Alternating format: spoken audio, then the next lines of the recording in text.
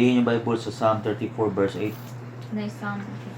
Basahan ako ha. Ingon siya. Ingon siya sa Psalm 34 verse 8. Ingon siya. Taste and see that the Lord is good. Blessed is the man who takes refuge in Him. Diba? So ako nang gi-pick up kay murag tungod sa atong sitwasyon karon ba. Murag grabe kayo ka challenging ang situation, no? Uban balik na sa normal ang ilang kahimtang pero sa tuwa wala pa gyapon, di ba? Kay ang uban busy sa pagpanarbaho pero di lang kasi siguro kita rin inani, no? Kanang way trabaho kay hindi mo man sila murag daghan mo kayo ang trabaho labi na to na uli ang mga OFW o trabaho sa Pilipinas. Yang atong ubang na displace ngayon trabante nga nanira ang kompanya wala sila katrabaho. So although ako ang ato wala man nila ang kompanya pero wag gyapon katrabaho kay dinyo mo tarabihi. So mo ni ang gingon diri akong gipick na uplifting kayo nga passage. Ingon siya nga taste and see. Masa lang taste no? Tilaway. Yan see. Tanawa. Oh. Tilawi og tan-awa. Ingon niya no? Huwat ta. Tilawi. Alam mo ano ba tilawi ka unsa na imong gibati karong panahon na kung gibati im gay discourage o gabi nimo ka problemado. Huwat ta kuno ang panahon nga matagamtaman kung may gagawin testing, matagamtaman nimo ba?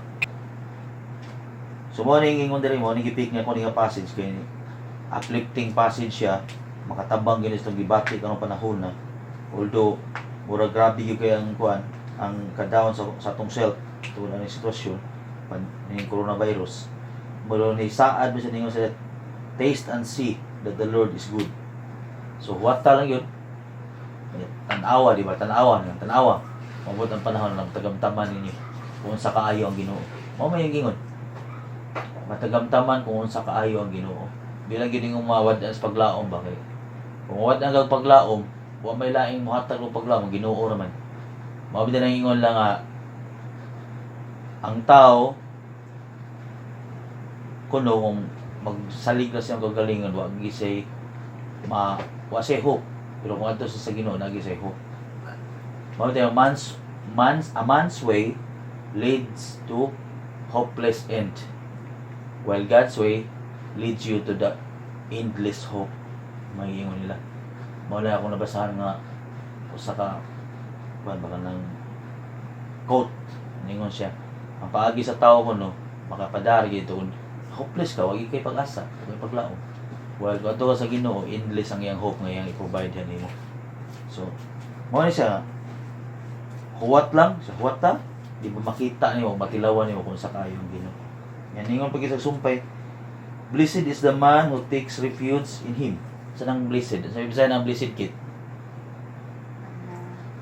sanang blessed ang blessed no Bulahan. oh at least kay bawa nakasigtan di ba sige basa diya bulahan ang tao nga unsa nang refuge my loves ha sandigan di ba mudangop di ba so bulahan ang tao nga mudangop adto sa Ginoo may ingon Sandigan. refuge o dalangpanan ang ingon dalangpanan so hindi nga siya ang Ginoo mo ay datong dalangpanan so wa mo gitilay mahimo di ba mangluod na sa Ginoo mag-uulta or magunahon na tagunsa wa tay lain kapaingnan kundi adto sa Ginoo mubalik kita niya wa tay mahimo murag moingon ta nga kung hopeless na kay ka pero ang Ginoo naga-provide og hope dinindot kasi sa verse man siya ningon man siya huwat ta gyud di ba matilawan nimo kung unsa taste and see. So mo na tong hotong taste and see. Unsa iyang kuan? Unsa iyang plano sa tong kinabuhi? Iya batang pasagdan nga mo paingon gid tag murag nagsakay tag barko ba? We are about to sink. Di ba? Paingon na sa loob ng barko. Yeah, we are waiting for the Lord to send kuan magpadala siya og makaluwas nato. We don't know unsa yung means niya, sa pamaagi niya, but we are waiting. Diba? We are following kaya kung barko, kung ang Pilipinas barko pa ni, ang atong gobyerno mao man sila yung mga crew sa barko, diba? Sila mo mandar nga mao ni bata, pagka mo life jacket, sila mo mandar.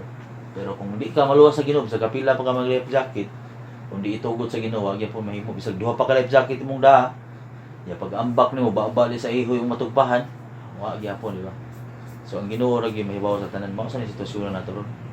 Taste and see that the Lord is good kuno mo niya. So blessed is the man who take refuge in him. So bulahan ang tao nga budangop nga niya. So wa man talang dangpan. Di ta kaduol, di ba? Di ta kagawas. Ang kagawas ta pero wala man tay kaliwat ng lugar, di ba? Atong kaliwat mama no Mindanao. Kaliwat nako to sa bukid, Sayop, may di ba? So wag ita lang mo.